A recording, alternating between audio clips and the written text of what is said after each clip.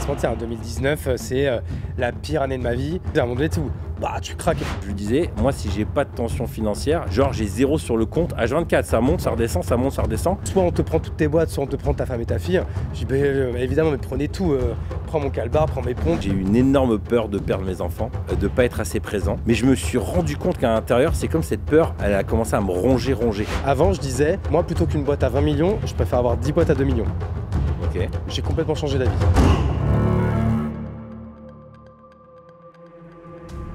Et du coup, je te propose qu'on plonge direct dans le sujet. Vas-y, trop chaud. J'ai préparé une bonne petite question pour te mettre en jambe. Une personne stupide fait une erreur et la répète. Une personne intelligente apprend de ses erreurs et une personne sage apprend des erreurs des autres. Donc du coup, ce que je nous propose, c'est d'apprendre de tes erreurs, de tes succès aussi. Tu as fait faillite assez jeune, c'est une histoire que tu as beaucoup racontée. Une grosse société dans le textile, qui faisait plusieurs millions, par manque de gestion, inexpérience. J'ai bien aimé ton dernier post LinkedIn où tu faisais un peu trop de confiance en toi. Ah, un excès de confiance. En mode, regarde maman, je suis capitaine d'industrie. J'aimerais bien savoir quel a été l'impact sur ton couple, sur ta santé, tes relations et surtout sur ta confiance en toi. À ce moment-là, quand il y a la liquidation, en vrai, je pense que ça a des répercussions sur tout ce que tu viens de dire. Si je prends un peu dans l'ordre, sur la partie couple, là, en vrai, c'est le truc qui a été le plus positif. Okay. Parce que j'ai eu beaucoup de chance. Je peux énumérer le pourquoi. Parce que là, pour redire, j'avais en fait une boîte qui s'appelait La Piscine. Alors, ça n'a rien à voir avec les piscines, c'est juste que je trouvais le nom cool. En vrai, c'était une usine d'impression numérique, surtout support textile. B2B uniquement, et que j'avais monté en 2015 et qui a été du coup liquidé en 2019. On fait 1 million la première année, 2 millions et quelques la deuxième, un peu plus de 3 millions également la troisième année. Et la quatrième année, on est vers les 3 millions 8, mais cette fois, pas break-even, on était avec une perte, je me rappelle, je crois que c'était le bon chiffre, je crois que c'est 342, 345 000 euros de perte, donc quand même assez vénère, c'est-à-dire qu'on était à presque 10% de résultats négatifs, et surtout, en fait, la somme pour moi, elle est beaucoup trop importante. Parce que je ne peux pas éponger la somme. Les banques, évidemment, ne me suivent pas. Ouais. Lever des fonds pour une usine, le truc non unsexy au possible. Donc, en fait, à ce moment-là, j'ai essayé de me battre. Et tu vois, là, c'est pour revenir en fait, au couple. Par exemple, moi, j'ai 0 thune de côté à ce moment-là. Mais ma femme, Delphine, elle a de l'argent de côté. Elle avait à peu près un peu plus de 50 000 euros qu'elle avait eu d'héritage. Et tu vois, elle m'a passé cette somme.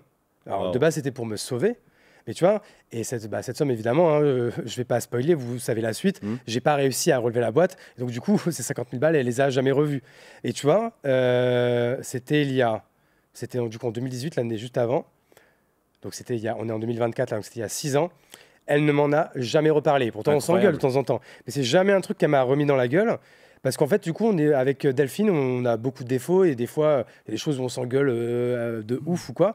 Mais s'il y a bien un truc au moins où c'est clair, c'est qu'on est une team et qu'on gagne ensemble et on perd ensemble. Et ça vient d'où ça? Ça s'est fait de manière naturelle ou c'est des discussions en gros, quand elle t'a proposé 50 000, tu lui as dit, bah, au clair, si tu me donnes ça, ou ça s'est fait naturellement? Non, ça s'est fait naturellement en fait. Wow. Du coup, c'était à ce moment-là, je ne vais pas rentrer dans les détails, mais tu vois, elle devait le débloquer du coup par son père et tout, qui avait encore la main dessus. Mais pareil, même dans ma belle famille ou quoi, c'est jamais quelque chose qu'on m'a reproché parce que du coup, j'avais également emprunté à son père, à mon beau-père, que j'ai remboursé jusqu'au dernier centime. J'ai fini il y a 1 an ou 2. Mais pareil, tu vois, ça n'a jamais été un sujet qui m'a été remis dans la gueule, qui m'a été reproché, en mode t'aurais pu mettre toute ta famille en péril, quoi, tu vois. C'est là que j'ai eu beaucoup de chance là-dessus. Punaise. Donc en gros, le couple il tient le coup. Toi, comment tu te sens? Moi j'ai frôlé la faillite. J'ai eu la chance à l'inverse de toi où j'ai des actionnaires qui sont venus, qui ont eu confiance et qui nous ont fait un crédit, qui sont venus nous aider et tout.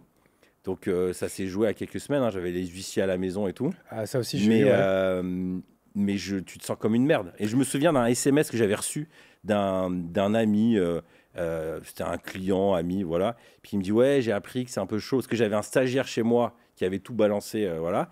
Il me dit, ouais, j'ai compris que c'est un peu chaud, bon, je m'en doutais un peu. Et en fait, il m'a foutu la rage, tu vois, il y avait comme une forme de condescendance. Putain, je me sentais mal. Non, moi, franchement, on va pas se mentir, hein, 2019, c'est la pire année de ma vie. Parce que tu vois, franchement, je sais que j'ai pleuré à de nombreuses reprises. À un moment donné, tu sais, où, bah, tu craques. Et pourtant, Ah je suis ouais. pas un mec qui, même si ça peut m'arriver, mais je suis pas non plus un mec je suis assez costaud, tu vois, à ce Mhm. niveau-là et tout. Et là, il y a des fois, enfin, c'était too much, quoi. Tu vois, à un moment Mhm. donné, en fait, c'est ça, c'est que tu as tout. C'est que déjà, quand on est entrepreneur, et même quand ça va, on a beaucoup de problèmes. Ouais. C'est ça que les gens ils se rendent pas compte. Mais en fait, les problèmes, c'est le quotidien. Ouais. Tu sais, moi, je suis là, tu as un problème, tu dis, bon, bah, ok, tu sais, tu sais, moi, je lis pas beaucoup mes mails, tu sais, dans la journée ou quoi, je suis assez concentré sur ce que je fais. Puis des fois, tu sais pas, je me monte en voiture ou tu es au chiottes ou Mhm. avant, quand je fumais, tu avais fumé le club, tu regardes. Donc tu, là, tu vois, donc là, tu es bonne nouvelle, on s'en fout, on s'en fout. Ah, mauvaise nouvelle, hop. Puis, tu sais, tu regardes tout et puis tu passes à autre chose, mais tu sais que, bon, bah, ça sera un mauvais truc Ouais, à ouais. régler. Mais ça, c'est le quotidien. Quand tu es en mode comme ça, Mhm. vrai problème, liquidation, pas rentabilité, impayé, huissier, tout le bordel, là, c'est qu'en fait, c'est des trucs puissance 1000, mais tout le temps, toutes les heures, toutes les 2 heures, enfin, t'as jamais rien. Tu Il vois, n'y a des rien fois, de constructif. t'as pas un seul rayon de soleil, quoi. Donc ça, c'est Ça. vraiment une période qui est Et difficile, du quoi. coup, toi, intérieurement, comment déjà, première question, à ce moment-là, ça c'est la hantise, je pense, de tous les entrepreneurs, on n'a pas de chômage. Non. Donc financièrement, tu fais comment? Ta femme, elle travaille à côté, tu reprends un job, tu réempruntes de l'argent, tu Non, en avais plus, un elle peu... travaille avec moi. Mais à la rigueur, ça, c'est dans ma malchance, c'est que j'ai toujours eu plusieurs cordes à mon arc. Ok. Donc quand j'ai eu ça, je me suis pas retrouvé à poil. Donc tu avais d'autres plans sur le côté. Ouais, j'ai toujours gagné de l'argent avec plusieurs entreprises à la fois. J'ai jamais été dépendant d'un seul business. Donc en Donc gros, ça, moi, ça me faisait pas peur. d'accord. Tu À vois, la titre part de personnel, tu côté. es à l'abri.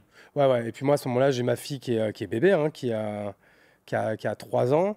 On vient juste en fait, on a acheté la maison 2 semaines avant que je démissionne pour monter la boîte. Donc j'ai quand même j'ai quand même un crédit sur le dos et tout. Mais ça, pour le coup, et je pense que c'est ça qui fait de moi un entrepreneur, ça, moi, ça me passe au-dessus, tu vois. Ok. Tu sais, bah, un entrepreneur, c'est un peu, tu sais, chacun a un peu sa définition. Je sais pas si tu as fait un bac éco ou quoi, Non. mais quand tu faisais bac éco, spé éco, dans la spé, c'était toute l'année, tu étudiais des auteurs. Et Oui. moi, il y en avait un qui m'avait marqué à l'époque, c'était le premier qu'on faisait dans l'année. Alors, il a un nom à dormir dehors, c'est Joseph Schumpeter. Ok. Donc, je suppose que c'est un Allemand, je me rappelle plus très bien, mais il doit être allemand ou autrichien, un truc comme ça. Et lui, il avait théorisé notamment l'entrepreneur. Et en plus, je crois que c'est un mec du 19e siècle, hein, donc Ok. c'est pas à l'époque où voilà, les Bill Gates et Steve Jobs, ils n'existaient Et pas, il n'y a quoi. pas YouTube. Non, non, on est loin de là. Et lui, je me rappelle de la définition qu'il donnait, c'était que l'entrepreneur, c'était un individu euh, qui avait pas le même rapport au risque que j'allais dire le Hmm. commandé mortel, que les autres. Et ça, c'est vrai que moi, en tout cas, je sais que c'est ce qui me caractérise. Hmm. Ce qui pourrait faire extrêmement peur à des gens, tu vois, ce que j'ai vécu. Ouais. Je pense que le mec, et encore une fois, je vais pas dire le mec lambda, le mec qui est pas fait pour être entrepreneur, mais lui, je pense qu'il se taille les veines à ce moment-là. Mais en fait, tu quoi. crois que c'est... Est-ce que ça, on a eu ces discussions avec Gérald. Lui, justement, il a une grosse aversion au risque, ça le tétanise. Et du coup, il a toujours été en mode, j'ai plusieurs cordes à mon arc, j'anticipe toujours dans mes entrepreneuriats d'avoir de l'argent de côté. Moi, à l'inverse, je lui disais, moi, si j'ai pas de tension financière, j'ai dû apprendre ces dernières années à créer de la marge, à être plus sage. Mais pendant 12 ans, genre, j'ai zéro sur le compte. H24, ça monte, ça Ouais. redescend, ça monte, ça redescend. Genre, en mode... mais c'était une énergie. Mm. Euh, J'ai mais l'impression que s'il y avait de l'argent sur le compte, il fallait le dépenser, il fallait ouais, l'investir. Moi, pareil, et que ce soit en perso ou en pro, j'ai beaucoup de mal à avoir beaucoup de trésorerie. ouais. Alors, j'essaie de me soigner, tu vois. Bah, en Mhm. fait, en vrai, une liquidation judiciaire, déjà, ça te soigne. C'est un putain de vaccin, quoi. Bah, déjà, ça te soigne sur plein de trucs. Déjà, bah, la gestion financière, c'est pas en option. Ouais, Euh, Maintenant, je parle qu'en marge, je parle rarement chiffre ouais, d'affaires. ouais, Ce qui peut être ambivalent pour un mec qui s'est brandé en mode 1 ouais, million de chiffre d'affaires sur 6 boîtes ou quoi. Mais ça, c'est parce que c'est plus facile aux gens pour de comprendre, tu vois. comprendre, ouais. Puis, j'ai pas toujours fait 1 million de marge. Ouais. 1 million de chiffre d'affaires, c'est plus facile.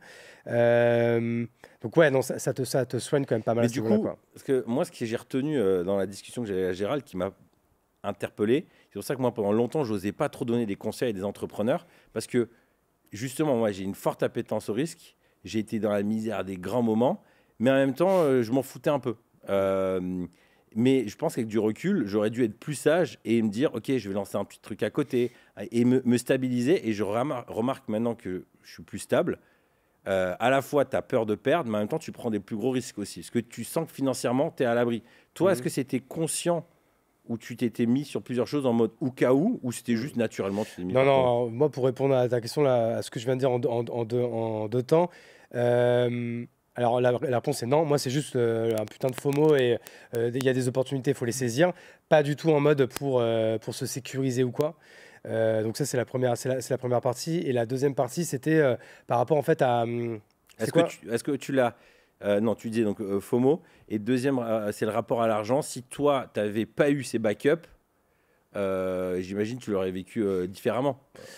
Bah, en fait, oui, non. En fait, ça, je pense que ça m'aurait jamais empêché de dormir, hein. Parce qu'en fait, Ok. demain, tu peux me prendre tout. Bah, bien sûr, je serais trop vénère, hein. Mais je sais comment le récupérer. Ça, à la rigueur, en fait, parce que j'ai quand même cette confiance en moi de dire, je sais comment faire de l'argent, je sais comment prendre un service ou un produit et le vendre plus cher et Ouais. faire une marge derrière. Alors, c'est sûr qu'en 2019, quand même, la confiance en moi, elle avait pris quand même un coup. Ouais. Heureusement pour moi, juste après, il y a 2020, il y a le confinement. Ouais. Déjà, ça m'a fait beaucoup de bien, ça, de Mhm. passer, alors, pas vers la fin, mais au moins le premier mois chez moi, puis voir les têtes de tout le monde, voilà, et tout. En vrai, ça m'a fait beaucoup de bien. Et en plus, c'était une période où, du coup, il fallait, là, les risques, ils étaient puissance 1000, dos au mur, puissance 1000. Et là, donc, du coup, l'instinct de survie. Et j'ai été, franchement, excellent. Sur, Ok. sur les deux boîtes que j'avais à ce moment-là, qui étaient Capsule et Kimono, j'ai été, nous, en plus, on avait les masques. Ouais. Donc, autant dire qu'on a fait, nous, plusieurs millions d'euros Ouais. sur cette période qui devait être une période difficile. Ouais. Mais on a fait plusieurs millions d'euros parce qu'on a été plus fort. Parce Ouais. que c'était un marché qui était totalement en tension. Et c'était ceux qui arrivaient le plus rapidement à acheter, prendre des risques Ouais. et trouver les gens. Alors, trouver des gens à qui le vendre, c'était pas difficile, tout le monde en voulait.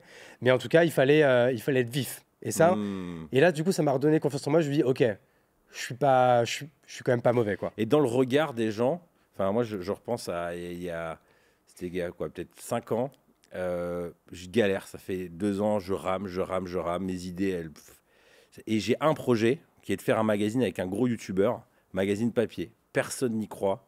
Et vraiment c'est chaud. Et je me souviens mon actionnaire qui dit, David, là tu joues ta crédibilité sur ce coup-là. Tu vois, donc j'ai le putain de pétoche. Il s'avère que le projet marche. C'était quoi le Mais magazine? c'était un magazine pour un youtubeur qui s'appelle Thierry Casanova sur la santé. Putain de succès. Genre magazine quoi? Hebdo, mensuel C'était tous les 2 mois. Et Magazine ça papier. existe encore ou c'est depuis ça On a existe arrêté il y a une année, plus? Ouais. mais c'est un truc qu'on a. En fait, c'était une de mes idées, c'était aider les gros youtubeurs qui ont des grosses audiences à transformer leur audience en un format d'abonnement papier. En disant, là, avec le digital, tout le monde vend des formations en ligne et tout. Reviens à du postal, on reçoit rien dans notre boîte aux lettres. Mais c'est Et- du brand content, ça tu gagnes pas d'argent avec les magazines si? Ah, Un si. petit peu quand même? Si, on a fait des millions avec ça. Non. Si. Pourquoi vous avez arrêté? En fait, c'est parce que j'en ai encore 2 qui tournent déjà. Ok. Donc on fait quelque chose comme 1,5 million avec ça, donc ça marche bien. Putain, tu sais que c'est mon rêve moi de faire un magazine. Et donc c'est un sujet que je maîtrise bien, hein. On l'a fait avec plein de gens sur comment tu transformes ta ligne éditoriale digitale en papier. De ouf. Et en fait, donc je lance ce truc-là, mais pendant la phase avant, quand tu as enchaîné des échecs, tu Ouais. vois dans le regard des gens, moi qui suis, je pense que je me retrouve à ma manière dans le côté plein d'idées, je veux sauter sur plein de choses. Tu sens que les gens sont, en tout cas pour moi, c'est peut-être moi qui ai interprété, une forme de réticence en mode, ouais. Toi, tu as senti ça ou en fait tu t'en es foutu, tu dis, ok, je continue à tracer et... Alors, d'une, de toute façon, en fait, j'ai continué à tracer parce que j'avais pas le choix. Ouais. Mais ouais, j'ai senti quand même qu'à ce moment-là, parce que en vrai, c'était aussi un peu bien fait pour ma gueule, hein, parce que j'avais aussi une attitude, tu vois. Ok. Parce qu'en fait, avant de m'éclater la gueule comme ça, j'étais quand même hyper successful. Ok. Et je le montrais et j'ouvrais un peu ma grande gueule. Ok. Et j'étais très agressif avec la concurrence. Ok. Enfin, bref, du coup, tu vois, après, en fait, on récolte aussi un Gros peu. égo, quoi. Exactement, on récolte aussi un peu ce qu'on sème. Donc, je pense qu'à ce moment-là, il y a quand même plein de gens qui se sont bien foutus de ma gueule. En vrai, ils avaient raison. Il y a plein de gens. Non, là, en fait, là où ça m'a gêné, et à la rigueur, ça m'a fait aussi du bien, c'est que même, tu vois, mes associés que j'avais sur les boîtes qui étaient encore en vie ou quoi, Mhm. je sentais que c'était en mode, là, mec, tu fais petit bec, quoi. Tu fais low profile. Mhm. Et moi, c'était pas mon genre de faire le profile, tu vois. Là, en vrai, je revis de pouvoir réouvrir ma tronche. Mais c'est vrai que du coup, pendant 2 ans, je suis resté tout seul chez moi. J'ai bossé, j'ai fermé ma bouche. Et en vrai, ça a été quand même la meilleure thérapie pour moi. Ça m'a remis à ma place. Et depuis, je suis toujours pas parfait, mais je pense que quand même, je suis une meilleure personne et surtout un meilleur entrepreneur, quoi. Il y a cette phrase, c'est l'orgueil précède la chute, c'est ça, hein, je crois. Ouais, Ce- bah en tout cas, si elle n'existe pas, ce serait une bonne punchline. Mais Ouais. oui, il me semble que c'est ça. Ouais. Et est-ce que tu as parlé là de, en gros, c'était la meilleure thérapie. Est-ce que tu as essayé de te faire accompagner par un coach, un thérapeute, ou tu t'es dit non, J'ai pas pensé. Mais non? avec du recul, si ça m'arrivait maintenant, je le ferais en tout cas. Ok.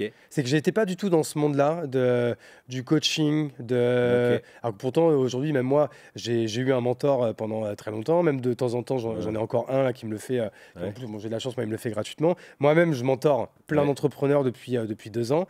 Et, euh, et je comprends en fait à quoi, enfin, l'utilité Ok. et même des fois le côté indispensable que ça a de Ouais. se faire accompagner. Pour moi, en vrai, dans le meilleur des mondes, tout le monde devrait avoir une sorte de coach ou mentor. En fait, après, on prend les noms qu'on veut. Ouais. J'avoue que des fois, mentor et tout, je trouve que c'est un nom un peu ronflant ou quoi. Ouais. Mais en fait, c'est plus avoir un miroir à qui parler. Parce que c'est vrai que quand on est entrepreneur, bah, quand même souvent, on est un peu seul tout. Et puis surtout, c'est que si on prend nos décisions toujours seul, Hmm. ou si on demande de l'avis aux gens qui nous aiment ou quoi, bah, on n'a pas forcément les meilleurs conseils. Ce qui est bien avec un mentor, c'est que en fait, c'est quelqu'un qui est en face de toi et qui n'attend rien de toi. Il n'a pas besoin que Mhm. c'est pas ton prof, c'est pas ton père, c'est pas ton parrain, Mhm. c'est pas ton amoureux, ton amoureuse ou quoi. Mhm. C'est juste quelqu'un en fait qui est là, il a 1 heure et donc il doit en fait te donner le maximum de valeur ou quoi. Si tu es en train de lui décrire une situation que lui-même a déjà vécue ou qu'il a déjà vue par expérience et que tu vas pour lui, Ouais. tu vas dans le mur, bah lui, il va pas prendre de pincettes, en fait, il va te le dire direct. Tu vois. C'est vrai. Moi, j'ai été un gros fan, toujours de me faire accompagner parce que j'ai besoin, je pense que je réfléchis en parlant. Et du coup, le fait d'avoir quelqu'un en face de moi à qui je peux dérouler ma pensée, je me rends compte soit de l'absurdité de ce que je suis en train de penser, soit de la pensée toxique, soit des peurs nulles, ou au contraire me dire, mais en fait, fais-toi confiance. Et puis même des fois, rien que de parler. Hein. Tu vois, Mhm. parce que moi, du coup, je te dis, pendant 2 ans, j'ai rien dit. Donc ça, en 2019, 2021, Mhm. début 2022. Et en fait, même quand on m'a invité dans des podcasts ou quoi, j'envoyais toujours mon associé de kimono, Olivier. Mhm. Et en fait, à un moment donné, je dis, bah allez, maintenant, c'est tout. Je veux aller vers le futur. Hop. Je vais commencer à prendre la parole. Donc ça a commencé par LinkedIn. Et puis Mhm. même les podcasts ou quoi. Et en vrai, le fait de parler d'entrepreneuriat, souvent avec un autre entrepreneur, et en Mhm. mode comme ça, un peu, tu vois, on est comme assis sur un Mhm. canapé, ça fait un peu comme si tu étais chez le psy. Ouais. Et bah, surtout si le mec en face, tu vois, ou la nana a aussi un peu ce talent, tu sais, Mhm. de te faire dire des choses que tu n'aurais pas pensé pouvoir dire. Mais moi, pareil, ça a eu un effet hyper thérapeutique, ça, de pouvoir Mhm. extérioriser. Parce que moi, je suis quelqu'un qui intériorise beaucoup. C'est-à-dire qu'en vrai, et je pense qu'en plus, ça va être un peu aussi le thème du podcast. On va parler un peu de la Mhm. famille, de Mhm. la paternité, de la place de l'entrepreneuriat dans tout Mhm. ça. Et tu vois, je pense que c'est un gros sujet tabou, mais que. Et moi, j'ai eu du mal, en fait, à le mettre noir sur blanc, tu vois, à vraiment à le penser. C'est qu'en fait, est-ce que c'est normal, quand tu es père et entrepreneur, de beaucoup plus penser à ta boîte qu'à ta famille? Mhm. Mais ça, c'est tabou. Et aujourd'hui, la pensée positive, Mhm. te dirais, bah non, évidemment, c'est mes enfants la priorité, c'est ma femme la Mhm. priorité, c'est mon mari la priorité ou quoi. Mais évidemment, moi, je suis d'accord avec ça. Mais est-ce que je pense plus à eux qu'à mon taf? Bah, je suis obligé d'être honnête. C'est pas vrai. Je pense beaucoup plus au taf. Mais je rêve du taf. Regarde, cette nuit, tu vois, ça s'entend un peu que je suis un peu malade. Je me suis réveillé parce que j'arrivais plus à respirer. J'ai le nez complètement bouché ou quoi. Bah, j'arrivais plus à dormir. Et moi, c'est impossible de dormir si je peux pas respirer. Donc, je me dis, je vais attendre que ça passe. Qu'est-ce que j'ai fait pendant 1 heure de 4 heures à 5 heures? Bah, j'ai pas lu un bouquin, quoi. Et j'ai bossé, tu vois. Ouais. Parce que tout de suite, j'ai pensé à ça. Mon réveil sonne, je fais hop, ok, je sais ce que je vais faire en premier. Et bim, j'y vais. Tu sais, limite, je pense à ça en premier, quoi, tu vois. Merci d'ouvrir ce sujet parce que je dirais que moi, à titre perso, en ce moment, je suis en plein dans ce discernement. Parce que moi, je pense que j'ai une énorme peur de perdre mes enfants, la relation avec mes enfants, de ne pas être assez présent. Et en fait, plus les années ont passé, plus j'ai essayé de construire les choses de sorte à être de plus en plus présent pour ma femme. Ma femme entreprend aussi, donc c'était compliqué. Mais je me suis rendu compte qu'à l'intérieur, c'est comme cette peur, elle a commencé à me ronger. Et tu vois, là, aujourd'hui, j'ai lâché une boîte, je suis dans cette nouvelle aventure, j'ai du temps, je suis en train de me réinventer, pas de pression financière et tout. Je ne peux pas être plus présent que maintenant. Je vais chercher les enfants le soir, le matin, les Mm. week-ends, les mercredis. J'ai encore peur de ne pas être assez présent. Et là, je me suis dit, putain, j'ai un problème. Mais en fait, je suis schizophrène parce qu'en fait, j'ai qu'une envie, c'est putain d'aller au State dans un nouveau mastermind que j'ai repéré, faire 5 interviews par jour, lancer 20 000 business. Mais je me freine. Mais j'en arrive à un moment où je me dis, en fait, j'ai l'impression de perdre une forme d'énergie qui me drive, mais en même temps, je culpabilise à mort, en fait, d'avoir cette dichotomie. Ouais. Et hier, j'avais une interview avec, il s'appelle Clément Rodriguez, je crois. Il est à Bordeaux. Lui, il a un beau business, il plus d'1 million sur le coaching en séduction. Et il avait tout un truc sur ce qu'il appelait les valeurs intrinsèques. Et justement, lui, il avait fait un gros travail là-dessus en disant, si ta valeur numéro 1, c'est le boulot, en fait, assume-le. Il faut que ce soit au clair. Et tu vas voir que, en réalité, en étant aligné avec toi-même, les gens autour de toi vont s'aligner avec ça et tu vas être en paix. Parce que tu as l'impression d'avoir fait ce que tu as à faire. Et le temps que tu vas, tu sais, on dit souvent, c'est pas la quantité, c'est la qualité. Le temps que tu auras, tu seras apaisé parce que tu auras fait. Et moi, je pense que c'est l'inverse. Je l'ai fait beaucoup par culpabilité ou quoi. Donc, j'ai beaucoup de temps. Ouais. Mais mon mental, en fait, il est tellement en surchauffe.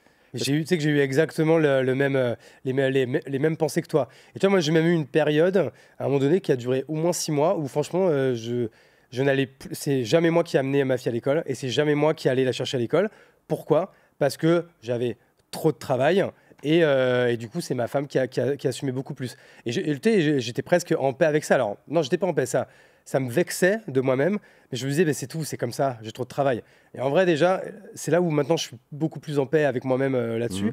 Parce que, alors, déjà, avec ma femme, maintenant, on a pris l'emploi du temps et on a dit, bah, moi, pour aller l'amener à l'école, toi, tu prends lundi et jeudi. Moi, je prends le mardi et le vendredi. Pour aller la chercher le soir, c'est l'inverse. Et pour elle fait des activités tout le mercredi, moi, je prends le matin, toi, tu prends l'après-midi. Comme ça, tu vois, on est égaux. Claire. Et en vrai, amener sa fille à l'école, ça prend... Alors moi, j'ai de la chance, ça prend 5 minutes. Et même si ça prenait un quart d'heure, je veux dire, c'est pas ce quart d'heure de taf en moins qui aurait changé toute la donne. Donc tu vois, ça veut dire que déjà avant, j'étais en mode fausse excuse. Ouais. Moi, en fait, regarde, aujourd'hui, forcément, tu me mets un canon sur la tempe et on me dit, c'est soit on te prend toutes tes boîtes, soit on te prend ta femme et ta fille. Je dis, évidemment, mais prenez tout. Prends mon calbar, prends mes pompes, mets-moi à poil, j'en ai rien à foutre. Évidemment que je préfère ma femme et ma fille. Mais c'est juste que, comme tu disais, c'est par rapport à la quantité ou la qualité. Par contre, à qui est-ce que je pense le plus, à quoi, pardon, est-ce que je pense le plus dans la journée, en termes de quantité, bah évidemment, c'est le taf. Moi, je pense qu'une pensée qui m'a perturbé, c'est j'ai eu la chance de fréquenter pas mal d'entrepreneurs qui, 60, 65, 70, tu vois, qui ont eu des très belles carrières, qui ont fait des centaines de millions et tout ça. Et c'est comme si à la fin, ils disent « Ok, les boîtes, c'est cool, mais en réalité, tu n'as jamais vraiment la reconnaissance que tu espérais de tes salariés. Financièrement, ok, il y a des trucs cool, mais à la fin, ce qui reste, c'est tes enfants et ta femme. » Et moi, c'est une pensée qui m'a quand même pas mal obsédé en me disant « Ok, c'est bien de grandir, mais in fine, ce qui va vraiment faire ma joie plus tard, ce qui va faire que quand je serai vieux papy et je veux que mes enfants ils viennent me voir à la maison de retraite, ça va être la qualité de ce que j'aurais semé avant. » Donc en fait, je suis presque dans une logique d'investisseur, mais sauf que à côté de ça, il ne faut pas que je me renie. Et moi, je pense que là, la balance, elle était trop inversée. Ouais. C'est un peu aussi l'idée de ce podcast, c'est rencontrer plein d'entrepreneurs qui me racontent leur vision, qui me challenge là-dessus. Mais c'est vrai que ça, c'est un truc qui me trotte. C'est les trucs qui restent à la fin, les entreprises, les projets, ça passe. Tu vois, tu as monté une boîte, ça part. Tu as lancé plein de trucs, ça part. Donc, c'est stimulant, mais ce n'est pas du long terme. C'est pour ça qu'en fait, moi, du coup, comment j'ai essayé un peu de soigner ça, en fait, quand tu le disais, en fait, ce qui reste, c'est le temps et les souvenirs. Donc, du coup, par exemple, on parlait déjà du quotidien. Déjà, c'est juste de noter dans l'agenda, à ce moment-là, tu es en famille, tu mets rien, il ne peut rien se passer d'autre. Bon, bah voilà, en fait, déjà, tu as fait un premier pas. C'est ça que déjà, c'est la base. Moi, franchement, je sais qu'il y a plein de gens, par exemple, des femmes qui sont salariées, donc eux, ils ont encore moins, ils ont vraiment pas le choix. Tu sais, des gens qui, par exemple, rentrent chez eux, leurs enfants sont déjà couchés ou partent avant que leurs enfants partent à l'école. Tu vas pas avoir ce côté, tu sais, le matin, c'est sympa, le petit-déj, tu l'habilles, enfin, tout ça. Tu vois, tous ces moments-là qui sont sympas. Ouais. Donc, moi, j'ai la chance d'être entrepreneur et en fait, moi, si je veux, je peux être là. Donc, en fait, me suis juste en fait, organisé autour de ça. C'est-à-dire que, tu vois, encore une fois, je disais à quoi je pense le plus dans ma vie, c'est au taf. Mais qu'est-ce qui est le plus important ? Ça reste ma famille. Donc, c'est juste que je l'ai fait passer quand même toujours en premier. Mais par contre, après, autour, je mets tout ce qui est taf. Et après, on va pas se mentir. Après, ça, c'est normal. C'est aussi la vie qui veut ça. Il y a plus d'heures de taf que d'heures en famille, tu vois, dans une semaine. C'est juste que, par contre, à côté de ça, on a de la chance, on est entrepreneur. En plus, ça marche bien pour nous. Donc, du coup, on part beaucoup en vacances, on fait beaucoup de choses. On se construit quand même beaucoup de souvenirs entre nous.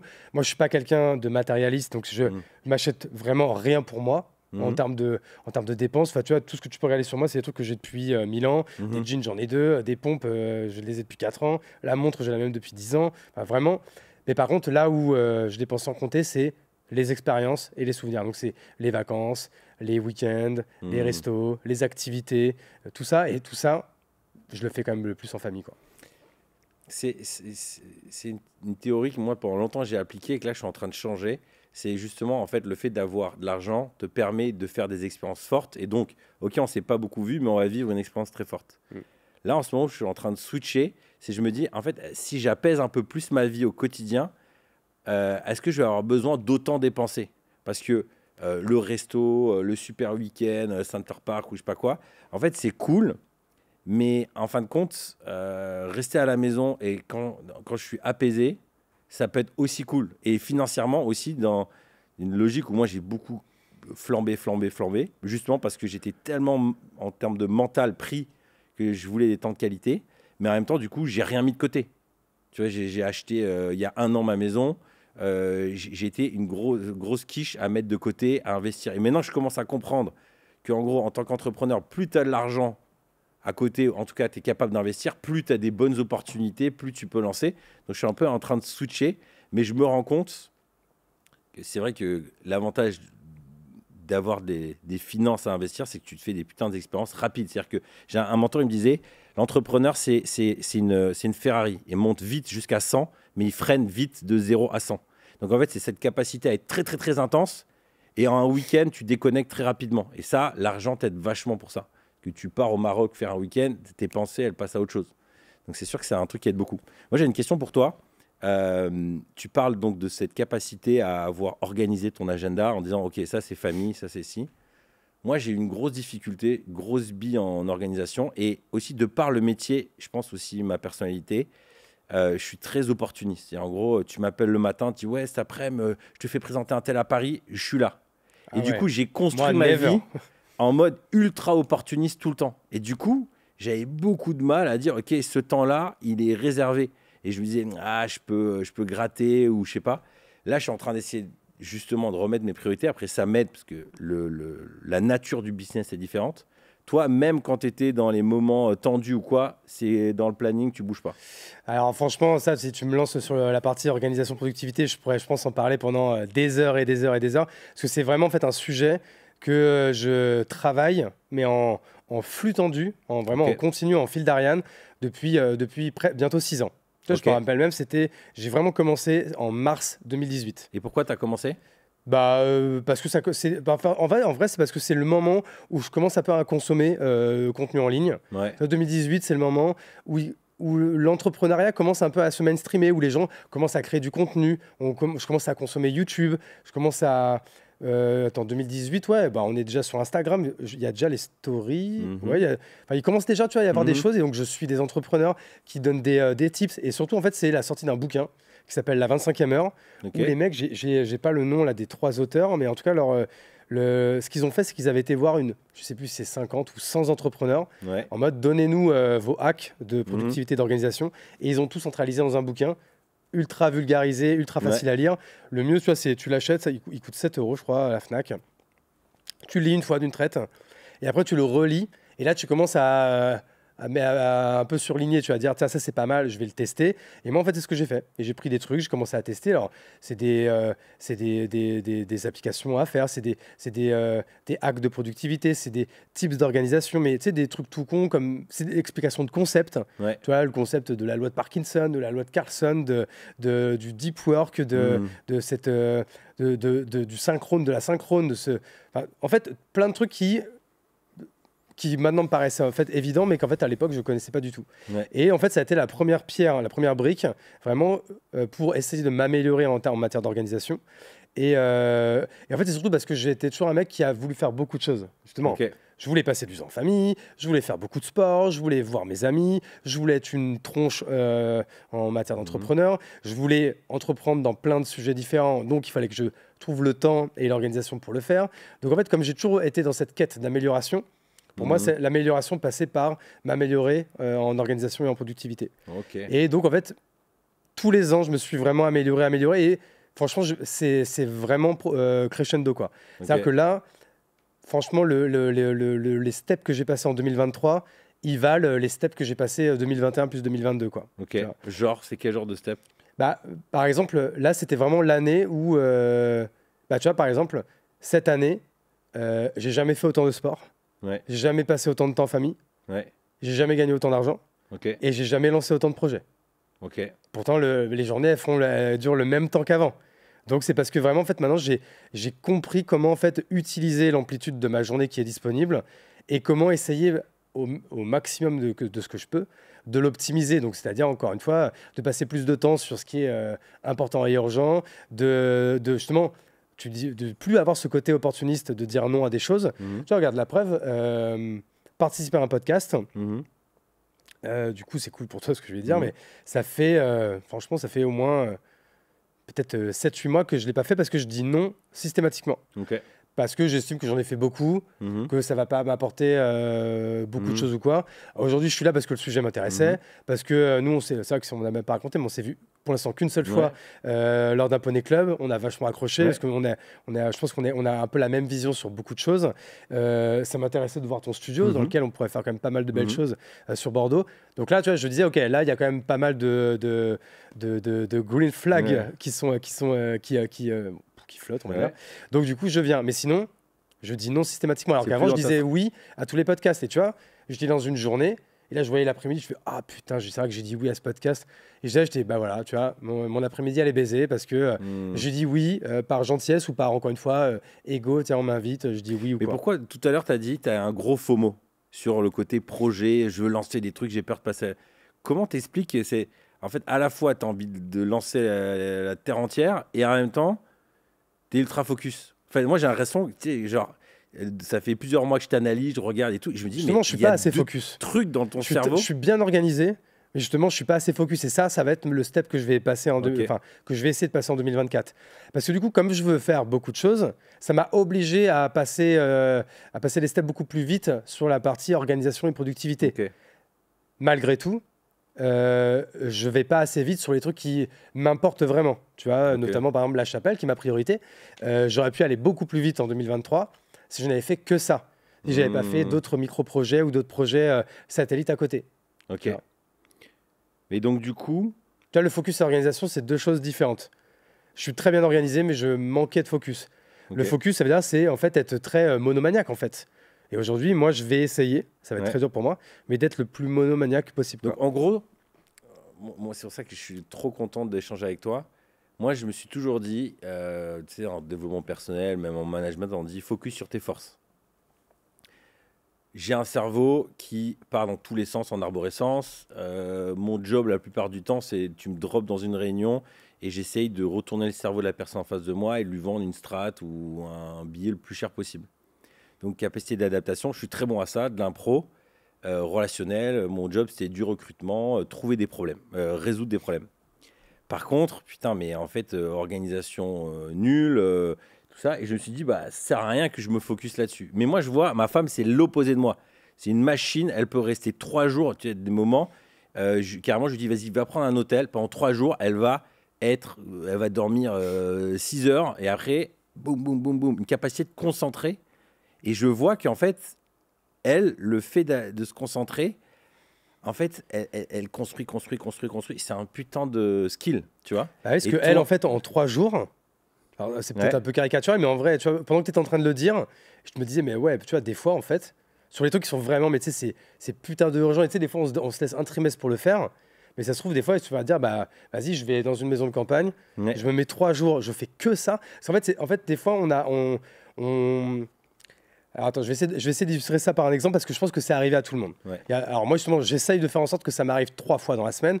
C'est ce que tu vois, c'est ces moments de flow, vraiment de gros deep work où par exemple de 6h à 11h, je vais vraiment être sur mono projet. Et je vais avancer un projet qui est mon projet du moment. Et tu vois, en fait, ça a déjà passé 4 heures ou 5 heures sur un seul et même projet sans rien faire d'autre. Sans aller sur les réseaux sociaux, sans aller sur ses mails, sans passer sur un autre micro-projet ou se faire déranger par une réunion ou un call ou un truc comme ça. Vraiment, tu es vraiment en mode flow de ouf pendant, alors j'ai dit 5 heures, en vrai, vas-y, on va prendre des données qui sont plus faciles pour tout le monde, on va dire, qui sont par exemple 2-3 heures. Ça, on l'a tous fait, tu sais, de dire, allez, vas-y, ce truc-là, mais ça fait des semaines que je veux le faire, je mets un coup de collier, et là, pendant 3 heures, je le fais. Et là, pendant 3 heures, on arrive à le faire. Est-ce que tu arrives à sentir ça, et ceux qui nous écoutent, est-ce que vous arrivez à sentir ça? Tu sais, alors, je sais pas si les gens ont déjà pris de la drogue ou quoi, mais en fait, c'est un peu ce sentiment, tu sais, de... Waouh, tu sais, putain, à la fin des 3 heures, je me dis, mais c'est fou, un peu ce que tu ressens à la fin d'un run. Tu vois, par exemple, quand tu t'es dit, je vais faire 10 bornes, et à la fin, tu es à la fin des 10 bornes, c'est ce truc de, putain, c'était long, c'était dur, mais en vrai, je voulais le faire, je l'ai fait, j'ai respecté mon engagement, et en fait, il y a un avant et un après. Parce qu'en fait, avant, j'avais pas du tout avancé ce truc-là. Maintenant, j'ai fini. Et ce truc, il est hyper important dans mon business. Et ça, en fait, c'est ouf parce que quand on le fait, limite, on se fait un auto-high five, un auto-check, et on se dit le prochain dans 2 semaines. Et non, mais en fait, recommence le lendemain. Tu vois. Et c'est ça, en fait, mais c'est ça qui est très difficile. Ça, c'est le goal. Hein. Moi je pense, quand je m'analyse, la croissance de l'entreprise a fait que j'ai pas réussi à mettre des limites. Donc, j'étais tout le temps à gérer des problèmes. Et comme moi, j'ai une facilité plutôt à aller dans le relationnel que de me concentrer, j'étais tout le temps à téléphoner. Donc ça, j'ai perdu cette capacité-là. Alors qu'en fait, quand j'y pense, moi, j'ai commencé graphiste.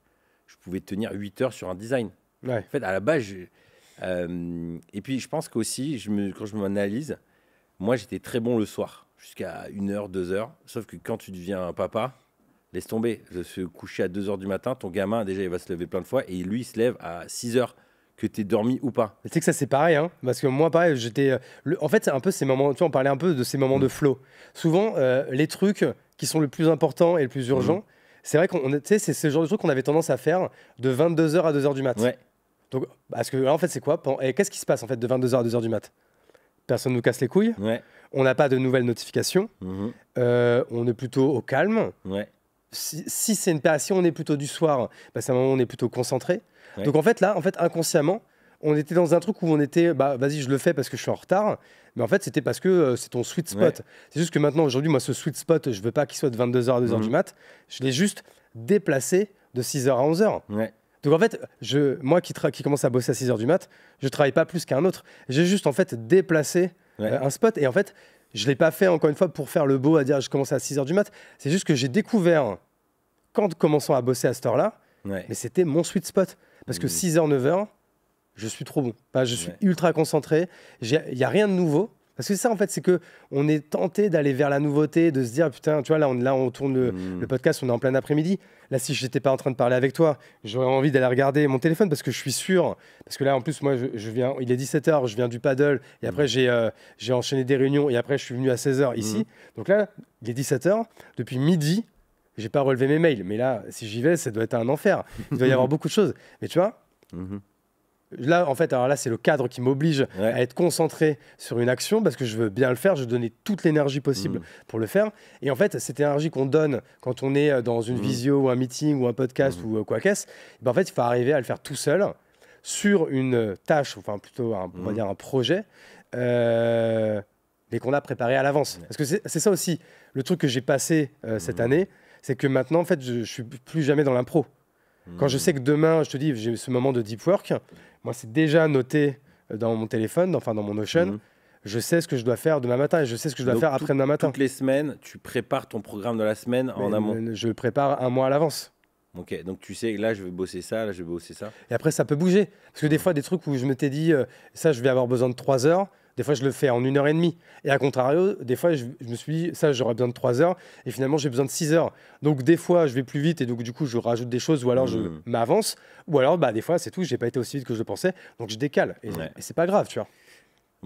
Pour aller dans ce sens-là, moi, ma femme m'a beaucoup inspiré sur cette notion de discipline. Elle est très forte. Et je me suis souvenu, il y a, je sais pas, c'était peut-être il y a 5 ans, un moment où j'ai vécu une très belle croissance dans les différents business, c'est en me levant à 5h du mat, faire le Miracle Morning.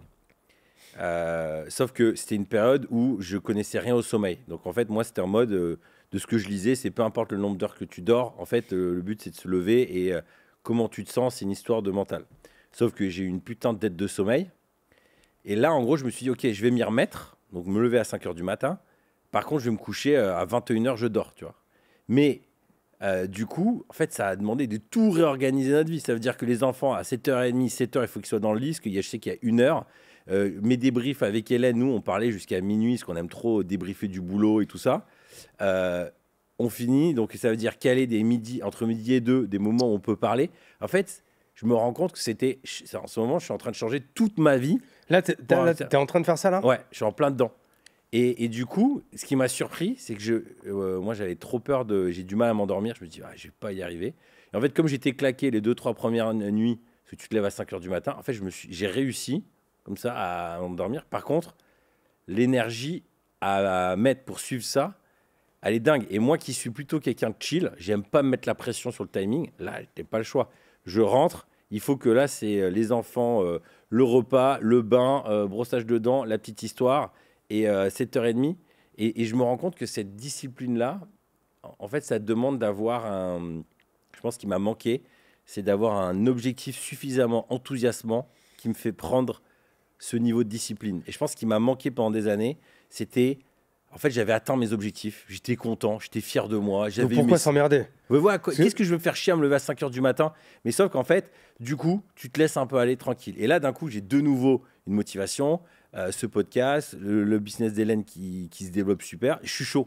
Et je me rends compte, moi, en tout cas, je suis beaucoup drivé par un objectif. C'était un coach qui disait, un sportif de haut niveau, pour lui, c'est pas un sacrifice de pas manger des burgers, de faire attention à son sommeil. Parce que aller gagner, être champion d'Europe ou être champion de son pays ou gagner la Coupe du Monde, c'est ça. C'est un objectif qui est beaucoup plus transcendant en fait. Et du coup, toi, ce serait quoi ton drive d'avoir autant travaillé sur toi et pris des ajustements? Tu sais que c'est marrant parce que moi, en fait, du coup, ce qui a fait que j'ai ajusté ça, c'est le sport. Et en fait, plus particulièrement le paddle. Parce qu'au début, en fait, j'ai voulu jouer une fois par semaine. Après, j'ai voulu jouer 2, et puis 3, et puis après 4.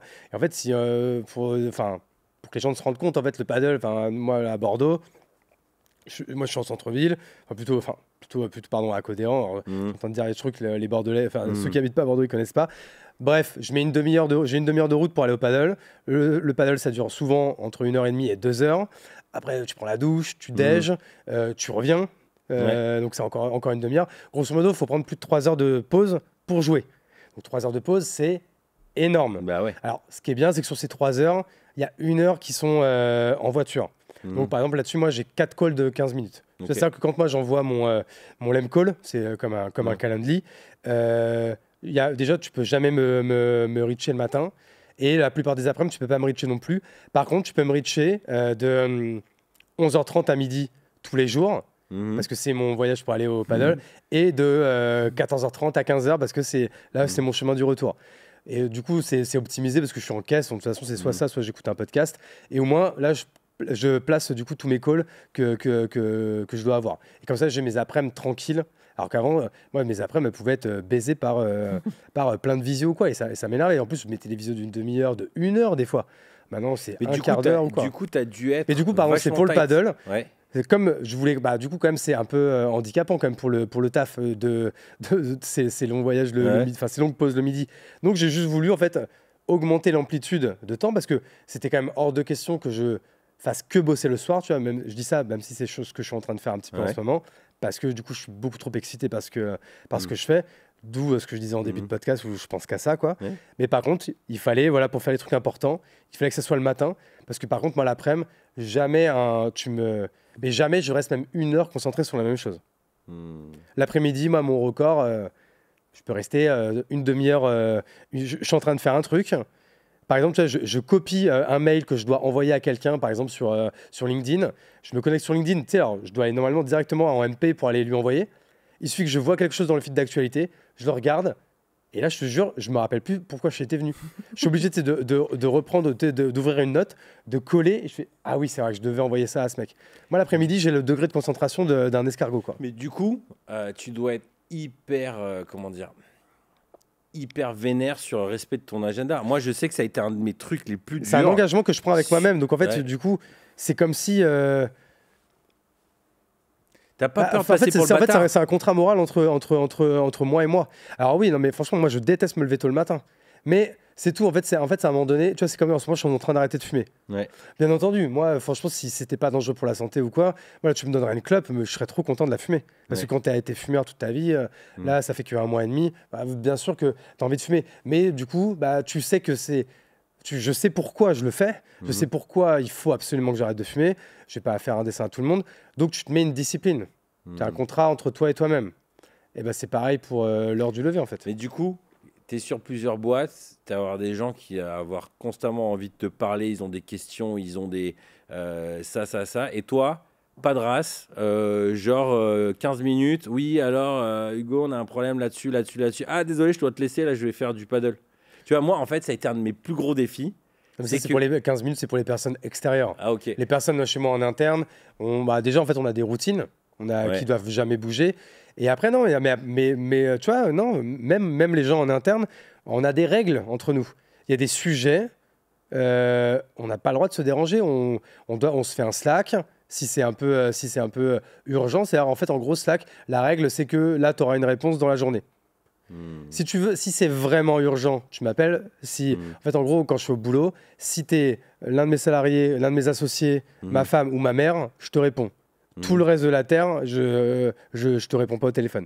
Donc là, bien sûr, et si un salarié m'appelle, je sais que c'est parce que c'est quelque chose d'urgent et qu'il n'avait pas le choix. Ça, c'est une règle. C'est parce que c'était urgent. Mais en vrai, c'est très rare, hein, les choses qui sont urgentes à la minute. Donc souvent, s'il a besoin d'une réponse dans les heures qui viennent, il me fait un Slack. Et si c'est un truc, une idée ou quoi, eh ben, il la note dans notre espace one-to-one qui est dans Notion. Et il me le dira le lundi ou le mardi pendant notre one-to-one. Okay. Tu vois. Et cette énergie que tu déploies sur plein de projets, tu dis je suis hyper excité. Tu penses c'est quoi ton moteur là-dedans, ce qui t'enflamme en fait? En vrai, franchement, c'est une bonne question et c'est marrant parce que tu vois, c'est un truc qui est dans justement en fait alors j'appelle pas ça une to-do list, c'est plutôt une to-do projet. Et tu vois, c'est un truc pour le coup que je procrastine. C'est en fait réfléchir à vraiment à aller plus deep en fait pour écrire ma vision. Okay. Ma vision, je pourrais te la donner, tu vois, machin, je pourrais te la résumer en quelques phrases ou quoi. Mais vraiment, écrire un livre sur ma vision, je ne serais pas capable aujourd'hui parce que j'ai pas assez réfléchi à la question. Mais j'ai l'intuition que là, je commence en fait à rentrer dans un truc où et pourtant, ça n'a jamais été trop mon truc. Hein. Avant, j'étais plutôt franchement, je m'en foutais, quoi. Mais maintenant, je veux créer quelque chose de plus grand que moi, quoi. Et quelque chose qui va rester. Donc, c'est pour ça que j'ai vraiment une vision de créer une galaxie de médias qui aide. Je veux même pas aider des dizaines ou des centaines de personnes, même pas des milliers. Je veux aider des dizaines de milliers de personnes.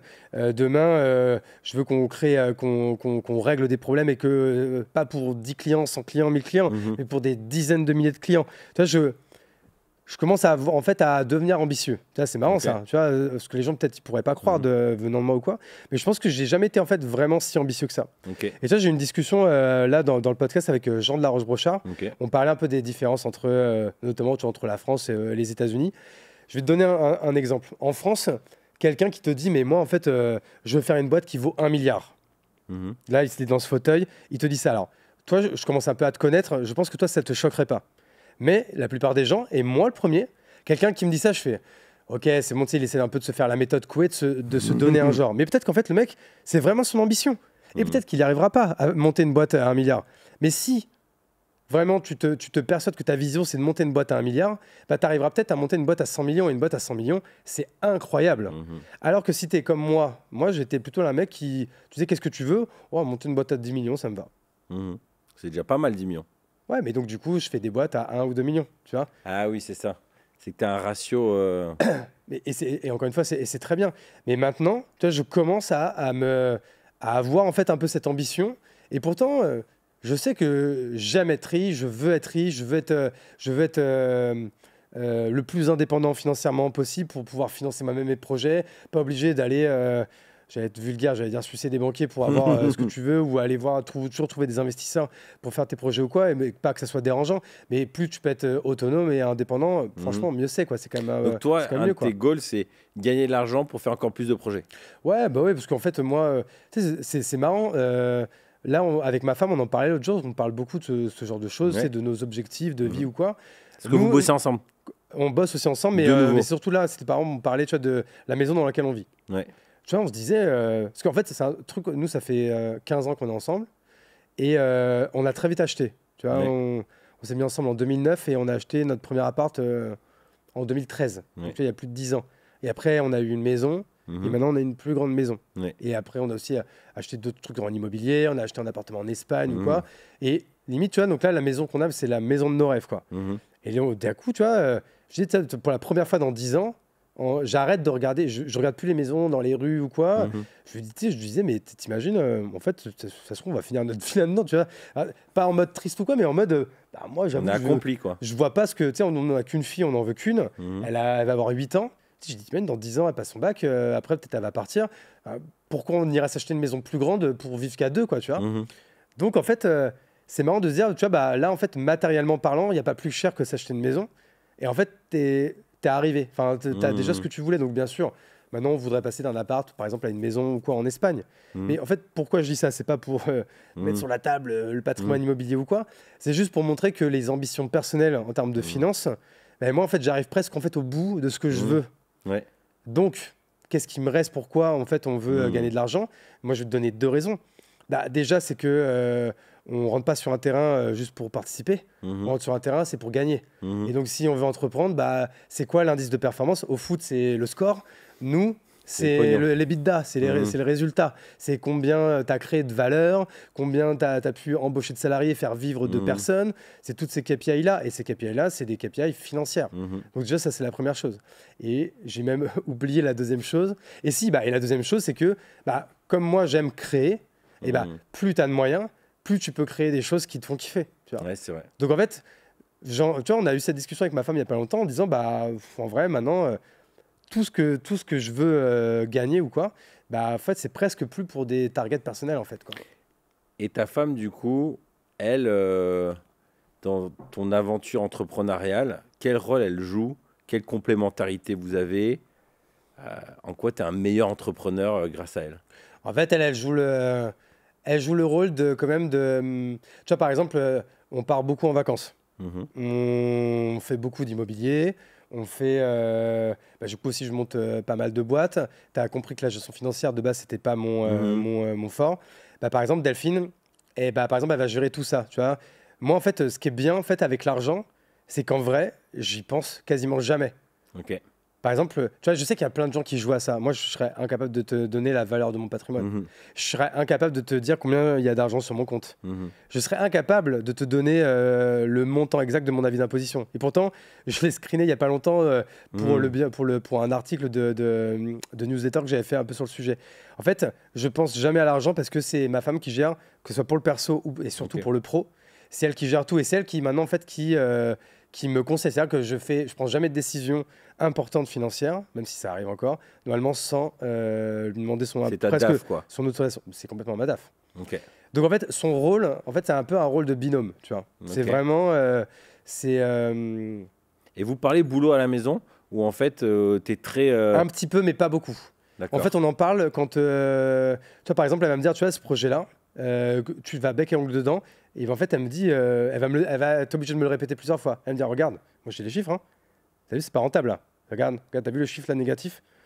Ouais, mais en fait, je suis sûr que t'as fait une erreur. Tu sais, j'ai dit des trucs comme ça et tout. Refais les calculs. Ouais, je suis sûr que ça va le faire ou quoi. Et en fait, tu vois, par exemple, là, il y a un projet, pourtant, tu vois, qui fait 200 000 euros de chiffre d'affaires, non, moins 175 000 euros de chiffre d'affaires l'année dernière. Ouais. Mais tu vois, elle m'a montré par A plus B qu'on perdait de l'argent et du temps et de la charge mentale dessus. Ok.